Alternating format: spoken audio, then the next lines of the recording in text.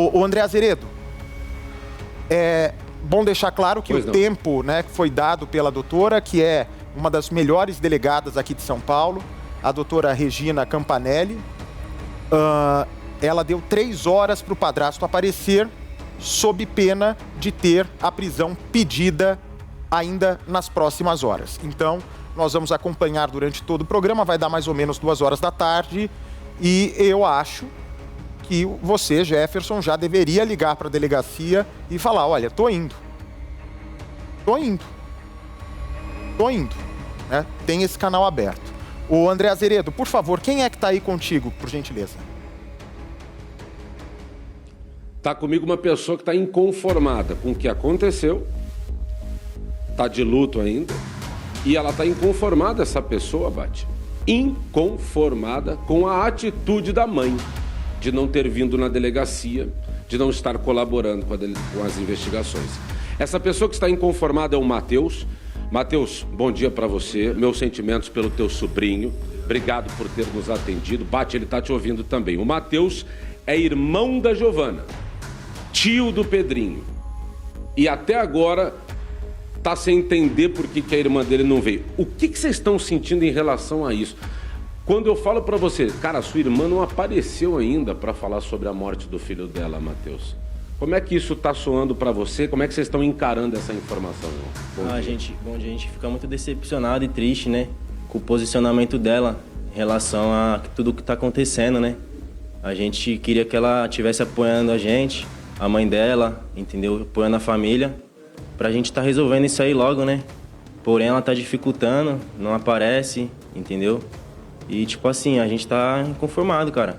Vocês são filhos do mesmo pai e da mesma mãe? Do mesmo pai e da mesma mãe. Você é mais velho que a Giovana? Sou 2 anos mais velho. 2 anos. Você era padrinho do Pedro? Não. Eu ia ser padrinho dele. O batizado estava marcado pro dia 1. Foi um pedido que eu fiz pra Giovana há um tempo atrás. Entendeu? Falei, Giovana, deixa eu ser padrinho dele e tal. A gente amava muito ele. E aí vem acontecer esse fato. Bom, vamos voltar um pouquinho no tempo, rapidinho, Bate. Vocês pegavam bastante o Pedrinho, que você me falou. Ele passava final de semana. Você, às vezes, ia pessoalmente buscá-lo na casa da sua irmã para ficar o fim de semana com vocês, Sim, eu buscava ele lá, porque a gente queria que ele estivesse por perto, né? Porque ela foi morar longe, ela morava lá, né? Acabou que o menino foi ficar longe, a gente tinha saudade, né? Gostava muito de ficar com ele, e eu ia lá, pegava ele, a gente passava ele lá no final de semana. A última vez ele passou a semana toda lá com a gente, entendeu? Com você e com a sua mãe? Com a minha mãe, com o meu padrasto, com meus irmãozinhos. Certo. Alguma vez, Matheus, o Pedro chegou lá para casa de vocês com hematoma, mancha, machucado, reclamação? Sim, chegava. E não foi uma nem duas, foram 5, 6 vezes pra mais, sabe? Me conta. Chegava roxo, hematoma na cabeça, galo, rostinho no lado da bochecha assim, roxo também, aqui, roxo, ralado, entendeu? E era sempre a mesma história da parte do Jefferson. E que a criança caiu, que corria muito, caía da bicicleta ou caía da cama, entendeu? Relatos que a gente perguntava pro Pedrinho, o que aconteceu, Pedrinho? Que você tá roxo? Que você tá dodói? Ele falava, assustado, já bateu. Que é o Jefferson. Já é o Jefferson, o Jé bateu. Então. Ele falava sempre a mesma coisa, já bateu. Aí a gente começou a ficar, né, com raiva, mas a gente não tinha prova, não tinha nada pra falar na cara dele que ele bateu e tal, né? Então a gente não podia falar nada. Porém a gente queria se posicionar, mas a Giovana também ia na história do Jefferson, que o menino caiu, sendo que ela nem viu. Ela nem via, mas ela acreditava na história do cara, entendeu? Ele ficava bastante tempo com o padrasto em casa? Ficava, o Jefferson é um cara que não gosta de trabalhar muito, então a maioria do dia ele ficava em casa. Ele trabalhava, o Pedro com ele? Ele trabalhava esporadicamente, quando ele queria. Aí nessa, ele ficava sozinho com a criança. E a minha irmã, ela pode ser tudo, porém ela é uma menina bem trabalhadora, sabe? Ela gosta de trabalhar, não falta, Então, ela trabalhava, ficava o dia todo trabalhando e a criança ficava com ele, entendeu? E a gente não... Nem ela sabia o que se passava, né? Ela sabia o que ele contava pra ela. Mas ela é uma moça nova, uma moça jovem. Ela tá com quantos anos? 19? 18. 18 anos. E você falou pra mim que já teve episódio que os dois saíram e o Pedro ficou sozinho em casa. Sim. Saíam pra adega, deixava a criança dormindo e saíam. E não estavam nem aí com o que poderia acontecer de a criança acordar na madrugada com fome, no escuro, sozinha. Eles, pelo visto, não tinha nenhuma consciência, Questão de assadura do menino, cuidados com a higiene, você notava algum problema? Ah, várias vezes o menino chegava pra gente lá com a bundinha assada, porque demoravam pra trocar a fralda dele, entendeu? Ele sempre chegava assado, a gente tinha que ficar passando pomada, cuidar dele, entendeu? Mas, o Matheus, vocês chegavam a falar, Giovana, poxa, o que está acontecendo, Giovana? A gente pegava, assim, no pé dela, a mãe dela principalmente, pegava bastante. Mãe dela que é sua mãe também? Isso. Chayane. Pegava no pé dela, porém, ela não acatava, entendeu? É tudo do jeito dela, ela não aceita uma verdade, ela não aceita um não, entendeu? Tinha que ser tudo do jeito dela, da forma dela, e a gente, como é da família, porém a gente não era o pai da criança, não era nada, não era mãe, então a gente não podia fazer muita coisa, né? Mas, infelizmente. A gente recebeu uns prints, o Bate leu uns prints de celular, print, gente, conversas de celular suas com a Giovana. Ela ligava para você, ou seja, vocês tinham um relacionamento bom porque ela confidenciava um monte de coisa para você, entre essas coisas, violência doméstica. Ou a gente está errado? Não, vocês não estão errados, não. Tem provas também. Ela ligava pra gente, tal, pedindo ajuda, entendeu? Porém, eu sempre nasci e cresci com ela, entendeu? A gente é bem apegado, bem junto, bem próximo. Aí nessa ela ligava pra gente, pedia ajuda, a gente queria ajudar ela e ajudar, porém no outro dia ela já tava com cara de novo, entendeu? Tenta lembrar umas conversas assim, o que ela falava? Ela ligava pra você de vídeo, é isso? Ligava de vídeo pra mim, pra minha mãe. Entendeu? Falava o quê? Ela falava, Jefferson me bateu, Jefferson me enforcou, me deu murro, me deu tapa, me ameaçou disso, entendeu? Falou várias coisas. E a sua reação como irmão? Eu ficava indignado, assim, com raiva, né, e tal. Porém, se a gente ia lá ajudar ela, no outro dia ela voltava pro cara, então a gente começou a parar, né? Porque a gente faz maior esforço pra ir tentar ajudar uma pessoa da nossa família e ela não quer ser ajudada, a gente fica meio de mãos atadas, né? Com a situação toda. Mas aí tentaram já chegar pra ela. Alguma vez a sua mãe tentou pegar a guarda do Pedrinho? Não, pegar a guarda não. Porém, a vontade não faltou, entendeu? Não faltava vontade. Mas pegar a guarda ela não pegou, não. Certo. Não, tentar não aconteceu. E você estava me dizendo, no dia que você ficou sabendo da morte do seu sobrinho, como é que foi? Quem contou pra você? Foi uma amiga da minha irmã que trabalha com ela. Ela me contou o acontecido. Logo após eu fui contar pra minha mãe, aí começou a choradeira, né? Chorar muito e tal. Aí a gente pegou, conseguiu um carro e já foi lá pro hospital. Quem tava no hospital? Tava o Jefferson, alguns vizinhos, a mãe do Jefferson. Tava o pai da criança, o avô. O pai você não tem muito contato? Não. Certo. Mas, e quando o Jefferson, você vê ele lá no hospital, o que vocês perguntam pra ele? Ninguém perguntou pra ele, Jefferson, o que aconteceu, cara? Não, quando eu cheguei eu perguntei, Jefferson, o que aconteceu com a criança? Aí ele falou que a criança tinha caído do banheiro porque ele foi pegar uma toalha, quando ele voltou a criança já estava desacordada. Ela teria escorregado ou algo do gênero? Sim, no banho é o que ele disse. Porém, quando eu chego na casa, após 4 horas do acontecido, que a gente foi pegar umas roupas da Giovana, foi descansar lá pra gente poder acordar e fazer o procedimento do funeral, do translado, do funeral, de tudo. A gente chega lá e eu noto que o banheiro tá seco. Você foi, então, na casa da sua irmã, sai do hospital, 4 horas depois do acontecido, você vai pra casa da sua irmã, onde o Pedro teria caído, batido a cabeça e ficado inconsciente, e no hospital você recebe a versão do seu cunhado, do padrasto do menino, do marido da Giovana, que aconteceu. Ele disse, fui pegar uma toalha, o Pedro escorregou e caiu. E aí você chega lá na casa dela e se depara com o cenário. Você entra no banheiro, e o que você vê? Banheiro seco, 3 toalhas dentro do banheiro. Secas? Secas, totalmente secas. Vestígio que ninguém tinha tomado banho numa boa faixa de hora, entendeu? Então, assim, eu achei muito estranho, né? E essa história dele pra mim não cola. O dia que a criança caiu no banheiro, que ele foi pegar a toalha, sendo que tinha toalha no banheiro, o banheiro tava seco, entendeu? Então ninguém tava tomando banho, não. E que você fez essa informação, você passou pra polícia já, porque você prestou o depoimento hoje mais cedo aqui, né? Tá tudo oficializado.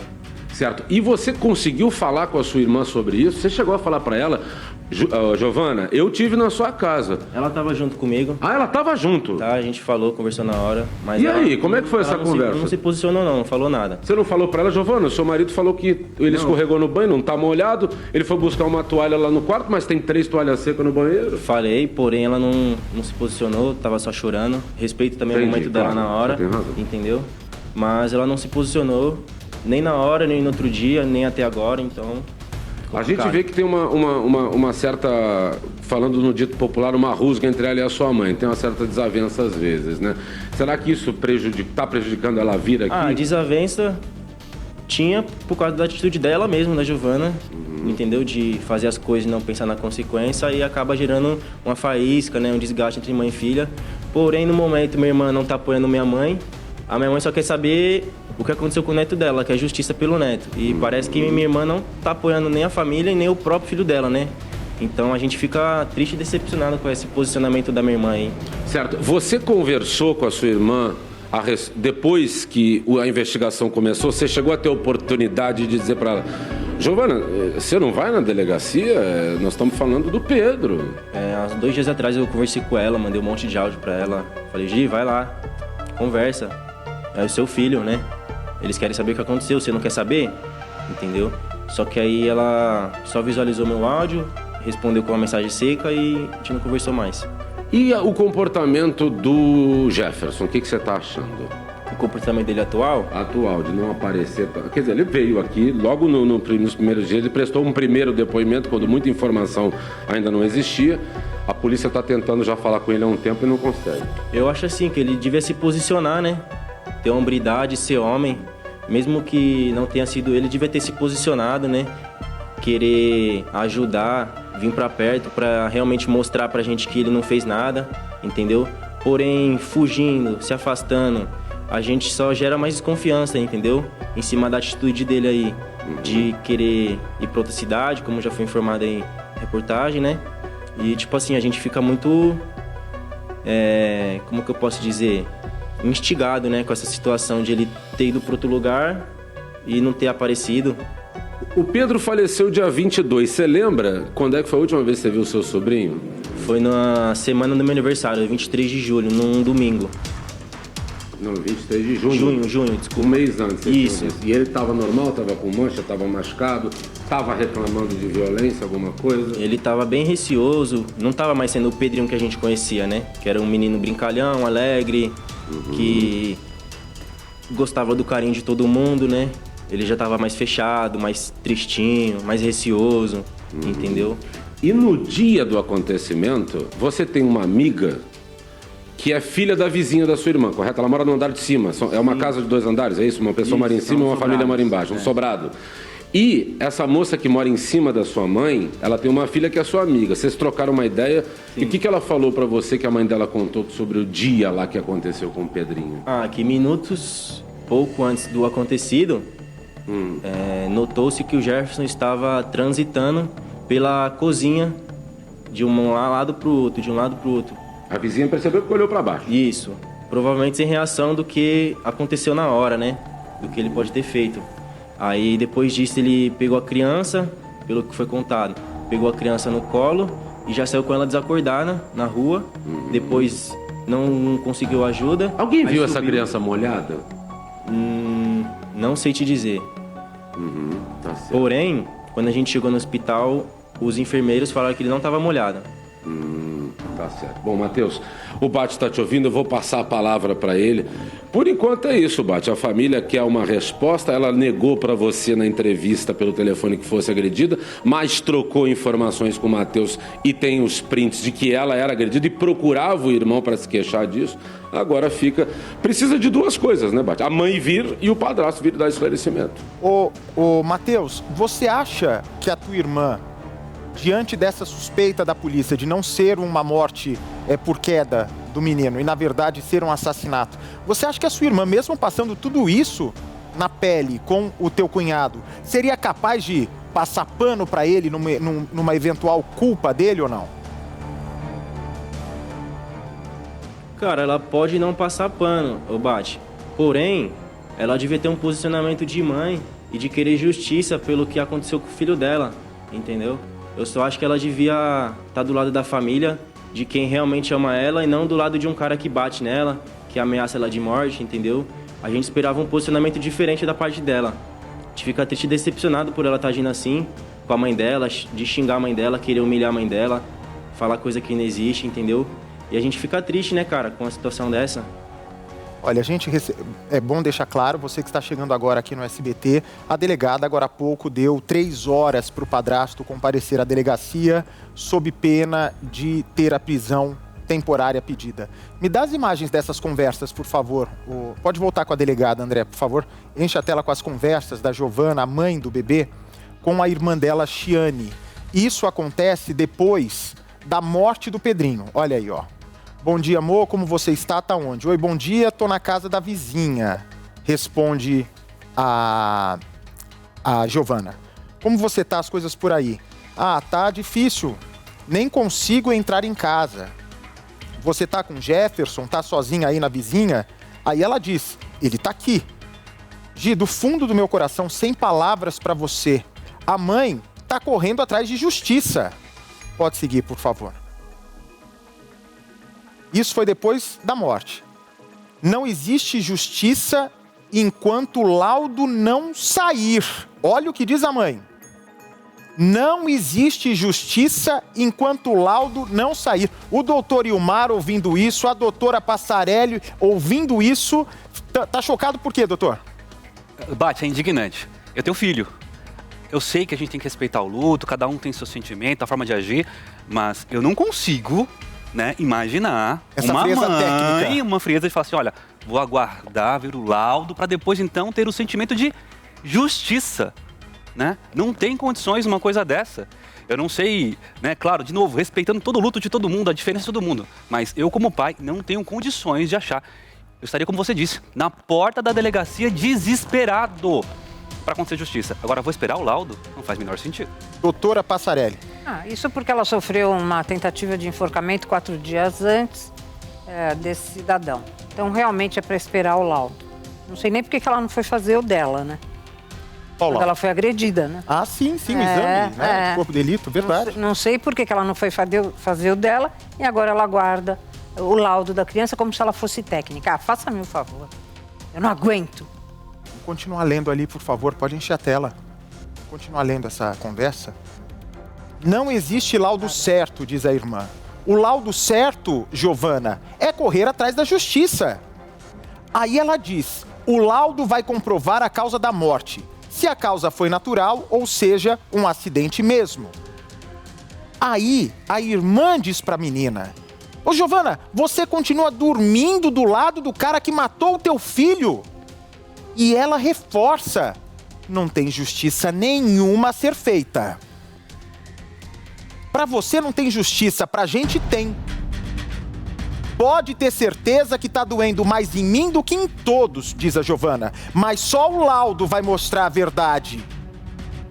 Pode seguir, por favor. Não sabia que tinha uma mensagem tão forte assim entre eles. Antes disso, reforça a mãe do Pedrinho, não tem nada que possa ser feito. Porque se for feito algo e o laudo provar o contrário, todos vão pagar por isso. Ok, Giovana, todos no caso Jefferson, porque todos é muita gente.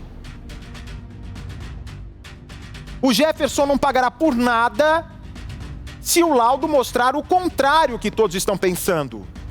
Mas sim, quem está culpando e apontando ele poderá processar um por um. Mas isso não vem ao caso, só quero paz. Caramba, ela tá... Parece que até é uma conversa com a advogada do Jefferson, não parece, doutora? É.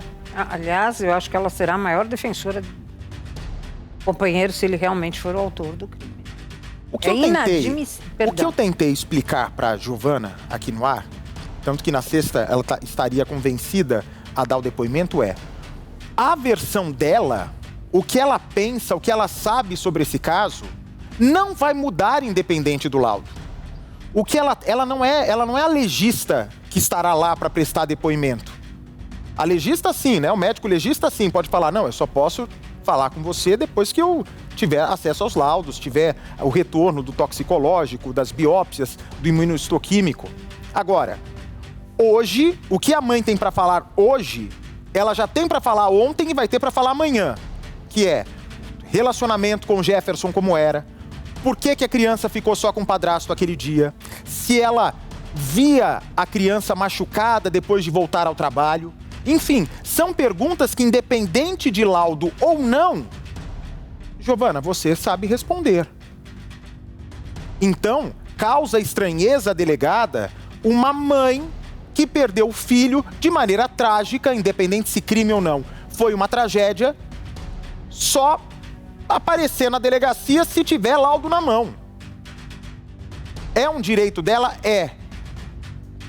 Mas é extremamente esquisito. Eu nunca vi uma mãe de vítima falar isso. Até porque, bom deixar claro, quem acusa é promotor público e é delegado. Nós não estamos aqui para acusar ninguém.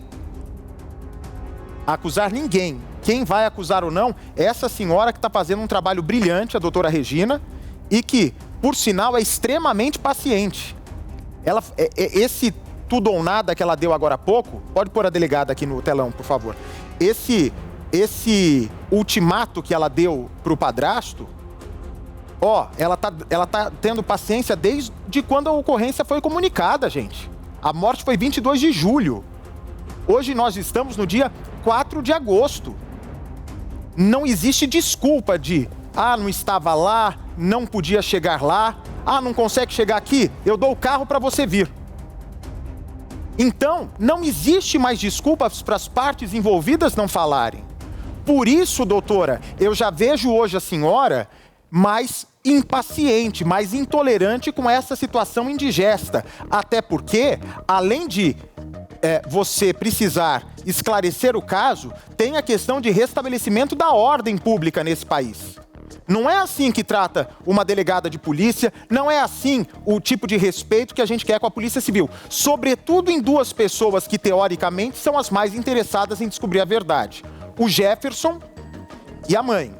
O Jefferson está com medo de aparecer e sofrer represália por parte da população. Estará sob os cuidados da Polícia Civil e a delegada garante a integridade física. Estou falando bobagem, André, doutora? De forma alguma, Bate. Sabe o que eu percebo já com os anos de experiência que eu tenho? Quando você está sendo acusado de um crime e você não cometeu aquele crime, você vai lutar até o final para garantir, para provar sua inocência. Você vai ficar indignado, vai se revoltar. Agora, quando você some, você se encolhe, isso gera estranheza, né? De acordo com a minha experiência policial. Por isso, e outras provas juntadas no inquérito, o depoimento do Matheus, que foi extremamente importante hoje. Realmente eu vou te falar que a minha paciência acabou. Eu sempre, quando estou lidando com a liberdade de locomoção de alguém, tento ser mais prudente possível e juntar todas as peças para entregar o quebra-cabeça para o promotor e para o juiz já praticamente montado, para que ele entenda, porque ele não está acompanhando o caso, ele tem que pegar e entender o que eu quis mostrar para ele, o que está dentro do inquérito. E eu vou te falar que realmente a minha paciência está chegando ao final, Bate. Doutora, nós estamos aí já há quase que 1 hora, né, desde que esse ultimato foi dado. O padrasto ou algum representante já entrou em contato com a delegacia desde então? A genitora do Jefferson veio até a delegacia agora e ela já foi embora, mas a gente está tentando ver se ela quer se manifestar aqui também, viu? E a mãe dele diz o quê, doutora? A mãe do padrasto? Ele está em outro município e sempre a mesma história de que ele está com medo, sempre está com medo. Mas como você disse, eu garanti a ela também a integridade física dele aqui, que a viatura vai buscá-lo, a viatura vai acompanhá-lo e não vai deixar que nada aconteça ao filho dela. E outro detalhe importante, né? A mãe não substitui o padrasto, né? Então não adianta a mãe ir até lá achando que vai resolver, né? Mãe acaba sendo sempre a super protetora, mas nesse caso é só a pessoa dele mesmo para minimizar a situação.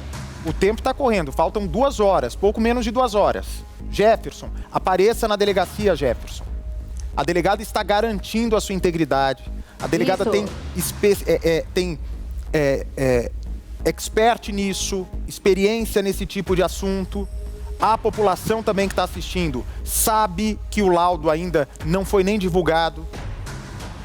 O seu comportamento está depondo contra você.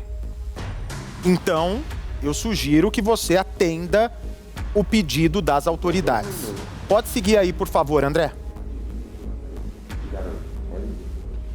Bom, eu queria que você fizesse também o pedido, né, Bate? E o Matheus fez sinal para mim que você faça o pedido para a Giovana também, né? Porque é insólito, né, Bate? Como você falou, eu também estaria acampado. Meu menino vai nascer agora em agosto. Eu já tenho uma menina de 22 anos, que não é mais menina.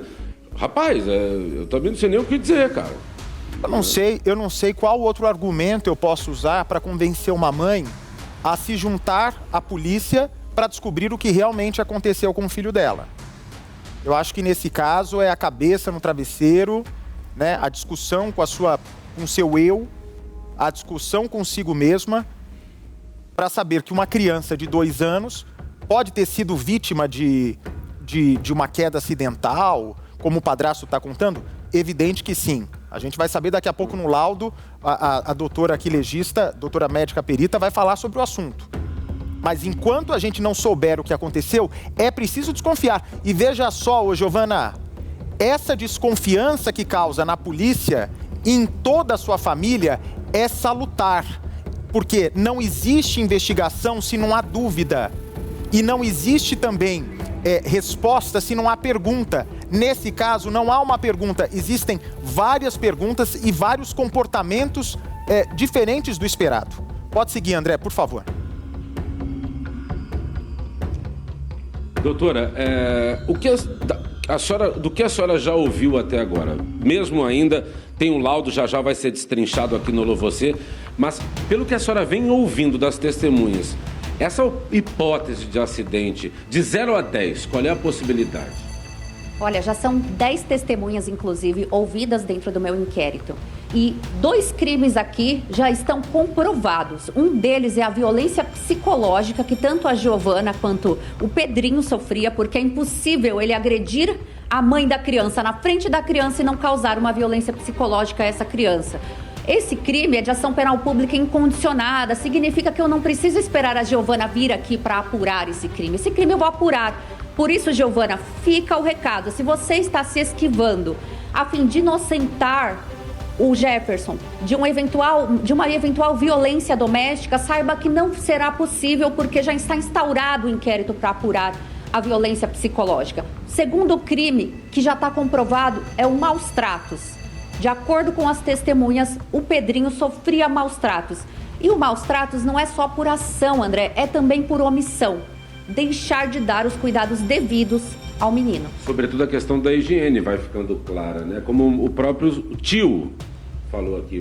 Higiene, e aí nos leva para o outro lado também, saúde, né? Se ele não estava sendo bem cuidado na parte de higiene, ele também não estava sendo bem cuidado na parte de saúde. E isso já está comprovado dentro do inquérito policial. Então a situação está se complicando ainda mais. Vou voltar a perguntar para reafirmar, para não restar dúvida. Mesmo com a dor da mãe que perdeu o filho, a senhora pode acabar pedindo a prisão temporária dessa mãe para ela vir? Ou é a condução coercitiva? Qual é a diferença para nós que somos leigos, doutor? Então, a condução coercitiva, ela é feita geralmente de testemunhas. Condução de testemunhas quando elas se esquivam de prestar o depoimento. Você tá chamando, ela não vem. Exatamente. É uma medida excepcional, porque é uma medida restritiva de liberdade, né? Mas ela pode acontecer. Agora, no caso de ela ser suspeita, tendo comprovado aqui o laudo que o menino teve a morte violenta, André, você não tem a dúvida que eu vou pedir a prisão dos 2, viu? SBT News, o maior canal de notícias do YouTube.